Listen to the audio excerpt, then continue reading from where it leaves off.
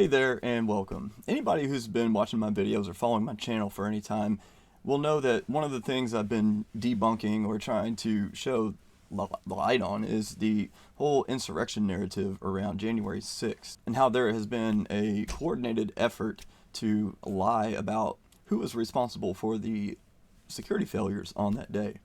And a little over a year ago, I put out a video where I comprehensively explained how the security failures fell onto Nancy Pelosi. And I'll link that video down in the description so you can check it out. But what has happened since then is information has come out confirming a lot of the information that I put in that video. So I want to go over that information, and I also want to tell you something that not anybody else is talking about, and I see nobody else pointing out, and that's the fact that Trump actually activated the DC National Guard on January 3rd. So stick around and I'll show you what I'm talking about.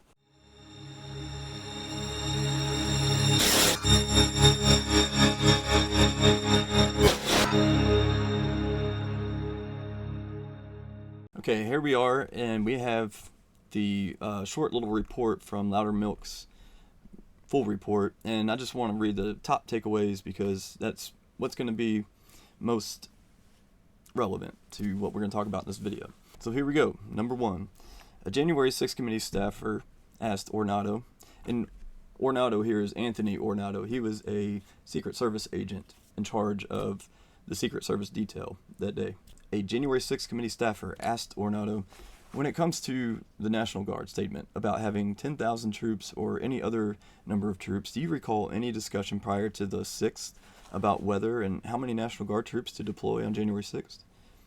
Ornato surprised the committee by noting he did recall a conversation between Meadows and Bowser.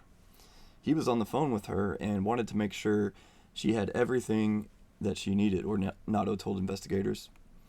Meadows, quote, wanted to know if she'd need any more guardsmen, Ornato testified, and I remember the number 10,000 coming up of, the president wants to make sure that you have enough. He is willing to ask for 10,000. I remember that number. Now that you said it, it reminded me of it, and that she was all set. She had, I think, it was like 350 or so for intersection control and those types of things, not in law enforcement capacity at the time. Ornato was correct. Bowser declined the offer, asking for only a few hundred National Guard and requiring them to serve in a very limited capacity, that limited capacity being unarmed. Bowser's decision to decline help from the White House did not end the Trump team's efforts to secure troops ahead of the protest. When the D.C. mayor declined Trump's offer for 10,000 troops, Ornato said that the White House requested a quick reaction force out of the Defense Department in case it was needed.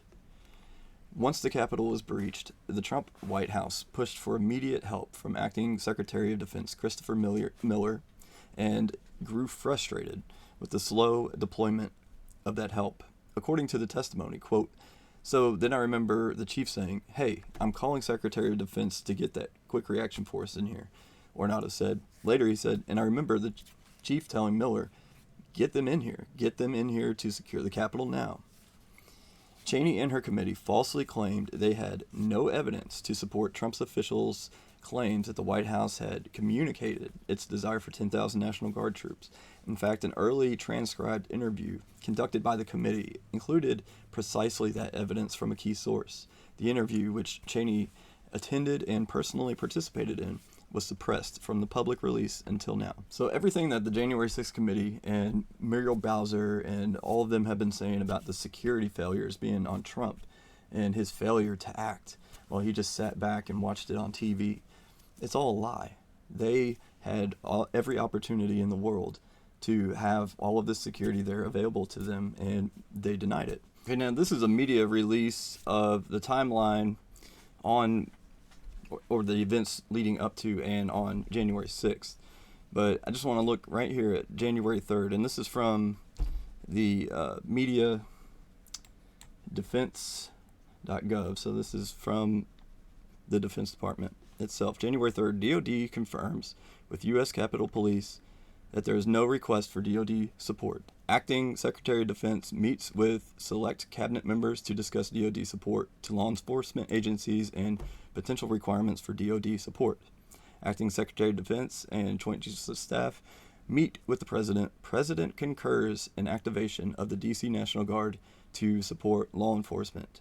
Okay, so once the POTUS concurs, he has basically given the okay for the DC National Guard to be activated. It's out of his hands now.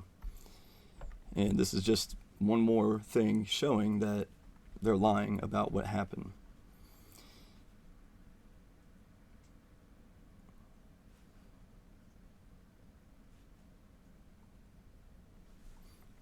So even on January 5th, Mayor Bowser delivers a letter addressed to the acting Attorney General, the acting Secretary of Defense, and Secretary of the Army, confirming that there are no additional support requirements for the DC from the DC police, I believe.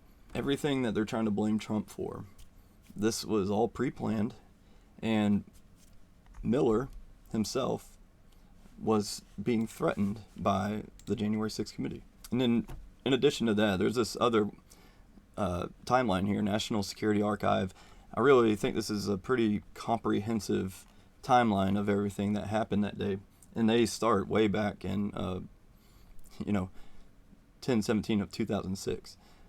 But it's not that crazy. So it's everything leading up to January 6th and all the little details that happened leading up to that day. And this is what I want to focus on right here. And that is, on January 3rd, 2021, in addition to the details in the public Pentagon timeline, later reporting states that on January 3rd, Trump approved the activation of the DC National Guard and also told the acting Defense Secretary Christopher Miller to take whatever action is needed as events unfolded. Now, why do you think you haven't really heard that very much? Could it be that they were threatening Christopher Miller? Well, according to this article out of the Daily Mail, it says that the January 6th committee was trying to keep Chris Miller quiet. And we'll just read a little bit of this here. It says, Donald Trump's former acting Defense Secretary Chris Miller claims the January 6th committee threatened to make his life hell if he kept claiming his former boss authorized National Guard deployment during the Capitol riot.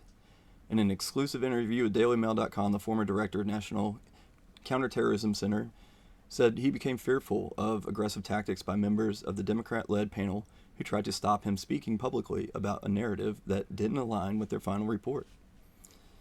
Miller's bombshell claims follow a report by Republican Rep. Barry Loudermilk that reveals the committee withheld a transcript from an interview with top White House officials where he told Vice Chair Liz Cheney and other staffers that Trump did want to deploy troops. Because Liz Cheney is lying. It's all about the narrative. Oh, and one more thing about Anthony Ornato. He totally blew Clavicle Girl's story out of the water. You may remember Hutchinson. Cassidy Hutchinson was a staffer in the White House during the January 6th era. And she decided to come in and tell a fancy tale of double hearsay where she told something that somebody else had told her that they had heard from somebody else. Under oath, by the way, in this committee, that Donald Trump had tried to grab the Secret Service agent by the clavicle and force him to go to the Capitol that day instead of to the White House.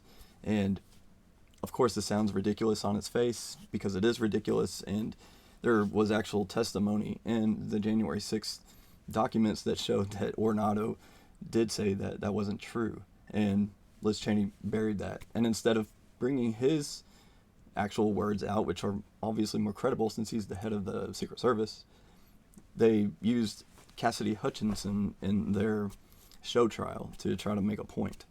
And that just shows how fake and astroturf these people are. So I really hope you got something out of this. Don't believe the lies that they tell you. This was all planned. And one other thing I don't hear anybody saying is that it was never in Trump's favor to stop the counting of the votes that day. The process was actually working legally how it was supposed to work out that day before everything was stopped by the riots. And then when they came back in the middle of the night when nobody was paying attention, what they were going to do before, they just skipped that and went, okay, rubber stamp. So don't think that Trump wanted an insurrection or wanted a riot, because that's a bunch of malarkey. Anyways, thank you for watching this, and I want you to share this out with all your friends and family. And don't forget to hit the like button on this so that this thing will get out further and wider. And hit the subscribe button if you're not subscribed. And if you are subscribed and you haven't done so, hit the notification bell right next to the subscribe button. That way you'll see anytime one of my videos comes out. So thank you for watching. Until next time, peace be with you.